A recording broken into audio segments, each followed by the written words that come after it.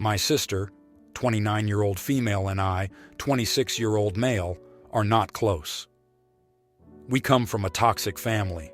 We have 3 other siblings neither of us speaks to, and our parents were the overly strict kind of parents who veered into bullying with how tough they would be on us. Nothing was good enough. If we weren't getting A's, we were in trouble.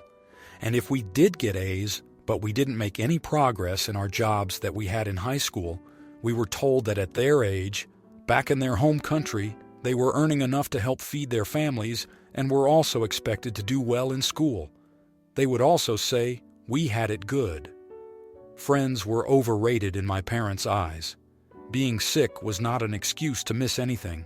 One time I was in the hospital after a severe allergic reaction, and my parents went to my teacher and brought me schoolwork to do. I was 8 years old at the time. Another time I had a really bad flu, and my parents did let me stay home from school. But my B on the test we had the week I went back was a grounding offense. I never had a good relationship with any of my siblings, but my sister has made attempts for us to remain in touch, and she wants a closer relationship with me. But she has her issues left over from our parents that can make her unbearable. She calls herself my elder. Before she got married, she expected my help just because I was a man and she was a woman. We're both married now. My wife and I are expecting our second child. My sister is expecting her first.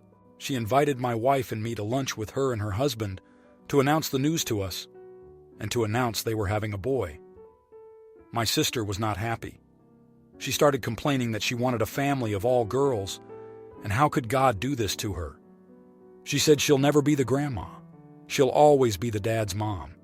And if she's having a boy now, she's probably going to have a family of all boys. My wife pointed out that dad's family doesn't mean you're not close, and she pointed out that her mom is extremely close to her dad's family, and that she never had a single thing to do with her mom's family. She also said that her 3 brothers and their families are very close, and they are adored by their grandkids. My sister dismissed my wife's reasoning and said she knows nobody who could say that. She was also rude to her and told her she was interrupting a conversation she wasn't part of. I got pissed at her for talking to my wife like that and told her she was out of line. In return, she was pissed and said it was easy for me to say because my wife and I are expecting a girl, that we didn't get stuck with a useless boy only. I lost my cool and asked her why she got pregnant, then if she was going to reject a boy and refuse to even try seeing it as a good thing. She told me because she wanted only girls, and it was none of my business anyway. Am I the idiot? Now, here are the comments. Comment 1. Not the idiot, and I feel bad for that poor baby because his mother is going to resent him from the minute he is born. Your sister has issues, and while what you said may have been a bit rude, you are right in the sense of, why in the world is she having kids if she only wants one gender? What a sin. Please don't let your nephew grow up feeling unloved. I hope the father is at least a caring man and not an ungrateful crapbag of a human like your sister seems to be. Comment 2. Not the idiot. Sister, I invited you to lunch to share my disappointment that we're having a boy. Brother and wife. Don't be disappointed. Girls are great. Sister, you're wrong, and it's none of your business anyway. Your sister seemed like a little much. Your response is by no means out of line. My heart goes out to your nephew-to-be. He's in for a world of emotional abuse. Comment 3. Not the idiot, you're right. You don't really get to choose anything about your kids, genitals, gender, personality, appearance, or aptitude, and that is something you have to make peace with before deciding to have children. If your sister has that much of a preference, she isn't ready to be a parent. Now, for the next story. I, 47-year-old, has a child, Julie, 16 years old, and a niece, Mary, 15 years old. My husband is a doctor and I am in finance. Between us, we make a substantial income. My niece's parents, that is my sister and her husband, died in an accident 3 years ago. They had significant debt, and there was little left of their estate after settling it. My mom, who had retired, took Mary in. Mary was never an A-grade student, but after this, her grades started sinking even more. My mom tried to help her, but Mary seemed like she had given up. We sent her to therapy, but that didn't seem to help much. In the last exams, she failed half of her subjects and had to go to summer school. Before this year started, we tried telling her what failing would constitute and to try harder. I offered to cover her college fees if she kept her grades high enough to get into one. She didn't look motivated at all. As a last resort, I offered her if she could maintain a GPA above 3.5 throughout school. I would give her money equivalent to college that she could use for anything: school, travel, or a down payment on a job. Her choice. Getting her to graduate was more important to me. Julie came to know of this offer yesterday from Mary, who asked Julie's help to study. Julie approached me asking why I never offered such a deal to her. I told her we always told her we would pay for her college. Julie said that's not the same as offering free money for maintaining a GPA. I reminded her that she is a top student who maintains an average GPA of 4 and has dreams of getting into college. Mary isn't like that, and this is one way to motivate her to graduate. Julie says I am showing favoritism. She involved my husband, who says we should at least offer the same deal to Julie, but frankly, I am scared this deal would derail her from college. Am I the idiot for not offering the same incentive to her? Now, here are the comments. Comment 1. Yeah, I'm sorry for Mary's situation, but I have to go with you're the idiot. I've never been a huge fan of money for grades to begin with. In this instance, I think it's a terrible idea. You're paying Mary for something that Julie has been doing without incentive because you are desperate to define success as graduating with a 3.5 GPA. That's not success. Success looks different for every child. Further, giving Mary money for grades probably means that she'll burn through that money, and when it's gone, she'll just want more. What is this really teaching Mary? Nothing. You feel sorry for her because her parents died. That's understandable. But giving her a huge sum of money because of it just isn't the right play here. Comment 2. You're the idiot. You're offering a kid a crapload of money, or what is at least a crapload to an 18-year-old, to just graduate and maintain a 3.5. Your niece is not going to college if they have given up in high school and will have no clue how to properly use that money. Tell me honestly if you would trust an 18-year-old yourself with $50,000, $200,000. As for your daughter, she is right. It's unfair to offer money under the same condition, but with different clauses. On one hand, it feels controlling of your daughter, and on the other, it feels devil-may-care about your orphan niece, who no longer has parents there to help guide them through the nightmare that is adulthood. Comment 3. You're the idiot, and I think this move is extremely unwise. From Mary, who asked Julie's help to study, you are breeding resentment, and I would not be surprised if this will lead to Julie refusing to help Mary, or perhaps even sabotaging her by teaching her something incorrect. Also, I reminded her that she is a top student who maintains an average GPA of 4 inches. Now that you soured her success, I wonder how long she will continue being a top student. She might stop very fast. I know I would. Now for the next story. My 32-year-old uncle and his wife, who is 69 years old, recently hosted a family BBQ at their home. This is normally a rotating thing, so everyone in the family takes turns hosting. My uncle is a very difficult man to get along with, and I mostly went because it is important to my 66-year-old mom. He is very rigid in his beliefs and will make it very clear to you if you have done something to offend him.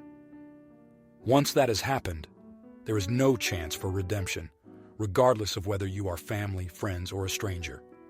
While at the BBQ, everyone was standing around, and my 6-year-old daughter helped herself to a banana from the fruit bowl. Now, obviously, you shouldn't take anything that doesn't belong to you without asking, but she is 6, and manners are still being learned. Not saying she was right in this. That being said, my uncle lost his mind. He called her a thieving brat and started threatening to call the cops. I stepped in, and he told me to pack up my stuff and go because he didn't want thieves in his home. He told me that neither myself, my daughter, nor my 33-year-old husband would ever be welcome again, because clearly, This was a taught behavior. I was furious. I told my uncle that this intolerance was why he has no friends and why we only visit his home out of obligation. I told him that without my mom's family values, there wouldn't be anyone at the BBQ. In the middle of this, he pulled out his phone to call Mr. Police and ask how a little girl would survive in prison. My daughter was beside herself, so I gathered her and my husband, and we left. Apparently, after we left, my uncle was ranting and raving, and eventually my 24-year-old cousin, not his child, told my uncle that he was lucky he didn't try with someone else in the family because I was still polite in what I said. She told him that she refused to eat at the home of someone who thought it is okay to bully a child. As my cousin left, apparently quite a few people followed, and suddenly it was just my uncle and his wife left. His wife has been calling me, telling me that I humiliated him in his own home, and I can't expect his generation to be politically correct. She has also told me that he has been moping ever since because he feels like an outcast in the family, and that I shouldn't have been so harsh. I am glad I stood up for my daughter, but I never intended for everyone to leave as a result of the banana. Now I wonder if I was too much. Was I the idiot? Now, for the next story. My 26-year-old female, husband, 29-year-old male, and I were invited to my in-laws for dinner yesterday. Everything was going great until my mother-in-law brought up my husband's player phase in high school. My mother-in-law was just jokingly saying, honestly, him in high school, I never thought he would actually settle down with somebody. And my father-in-law was like, yeah, even less with someone like you. I asked him what he meant by that. Both my mother-in-law and husband were then like, please no, in a, oh, he's gonna mess up way. My father-in-law said, well, you weren't exactly his type in high school, you know? My husband tried to make him stop after that, but my father-in-law added, not saying you weren't pretty enough or anything like that, you just wouldn't have caught his eye. I got up from the table and went to the bathroom. I was not even in there for 5 minutes when my husband knocked and told me we were leaving. Once we were home, my husband received a text from his mom saying that my reaction was childish and disrespectful and that we wouldn't be invited again until I apologized. My husband replied that I would only apologize if my father-in-law apologized first. He didn't get an answer, but his sister texted me that I needed to apologize ASAP because I was putting my husband's relationship with his parents at risk over a misunderstanding. Now, here are the comments. Comment 1. My 2 cents. Tell your husband that it is okay he had a slutty phase in school and that he got loads of dates with conventionally attractive women. Tell him you really appreciate him standing up for you. Tell him that you will not see his father until the father publicly apologizes for physically comparing you to hubby's past lovers. Tell your husband you love him. Comment 2. Not the idiot. First off, your husband is a keeper. I'm happy that he stood by your side. As for apologizing, why should you apologize when you're the one who was insulted? Your father-in-law should have kept his mouth shut. Do not apologize for anything. Your father-in-law should apologize to you since he was the one who decided to be an ass. Comment 3. Not the idiot. He said something inappropriate. Then he made it worse. Everyone was telling him to stop, and he kept going.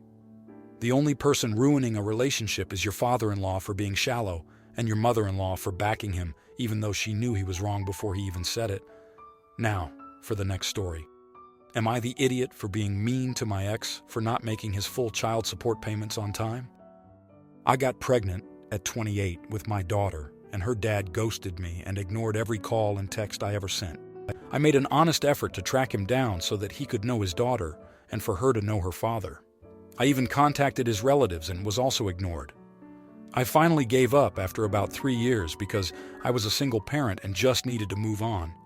Fast forward to her being 5 years old and starting to ask questions on why everyone else has a dad but not her. It was hard for me to answer because I didn't want to stain her mind just in case he starts coming around. I feel father-daughter relationships are important and my opinion of him was not hers. I told her he's working far away and I had lost contact with him. I met my now husband who has 2 boys shortly after she turned 5. We are happy and things are great. The 5-year struggles my daughter and I had are finally behind us. A year later, I was working at a dealership, and guess who walks in? Yep, her deadbeat dad. But not just him. He was with a woman and a little girl and a baby in tow. I didn't want to make a scene at my work, so I made sure he didn't see me, but when he left, I went to the sales associate they were talking to. I explained the situation, and he was more than happy to pass along the number he gave them. I wanted to talk to my husband to see if I should just let it go or try to pursue some child support. We both agreed that it is the right of the child to have that support and would give her a better quality of life. So I sent him a message saying who I was and that it's time he starts to contribute to our daughter and we could work something out together without going to court. Lawyers are expensive. He agreed, but wanted a paternity test. I understand that and agreed, told him to set it up. He mentioned he doesn't make a lot of money and wouldn't be able to afford much, but a little is better than nothing. Then I was ghosted again. A couple of years and some court hearings, and finally he was paying child support. I didn't go after back support, because I realize he has another family. Mr. I don't make much has actually been earning $200,000 a year the whole time. The judge ordered him to pay child support based on his yearly earnings, and back support for the 2 years he wasted the court's time when he should have been paying. He wasn't happy about that, but in my opinion, it's his own mess. Now he's never paid on time or in full, and has an excuse every time. I've had enough and gave him a piece of my mind, and I didn't hold back. He says I'm an idiot because I don't know or care about his situation. It's very easy for someone to make me feel guilty, so now I'm wondering, am I the idiot? Now, here are the comments. Comment 1. Not the idiot, NGT. He says I'm an idiot because I don't know or care about his situation. Really? His situation? How about your situation, the fact that he ghosted you, leaving you alone with your daughter? How dares he calling you an idiot? How about the first 5 years of her life that he didn't contribute to? The court said what he should do, and if he's not doing it, you get back to them. Comment 2. LOL, he's totally gaslighting you. He hasn't known you for years or cared about your or his own daughter's situation. He's a real peach. You have every right to receive child support, and you should have gone back farther. I think you've been more than generous and patient with him. Good for you giving him a piece of your mind. You've earned it. Not the idiot good luck. Comment 3. Child support is for the benefit of the child. I hope he is in a state like NY, which will allow you to force him to pay for her long after 1821, which will give her a leg up with college costs. His situation is his business. Your business is making sure your child gets the maximum support that she should get. If you like this video, you'll probably like these too. Also, while you're here, please consider subscribing. It's your support that keeps this channel alive and allows me to make better and longer videos. Have a great day.